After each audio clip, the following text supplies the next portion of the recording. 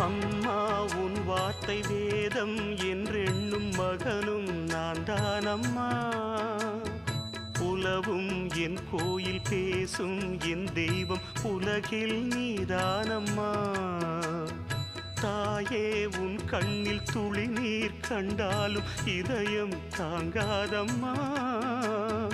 ஏதோ உன் நெஞ்சில் துயரம் என்றாலும் விழிகள் தூங்காதம்மா.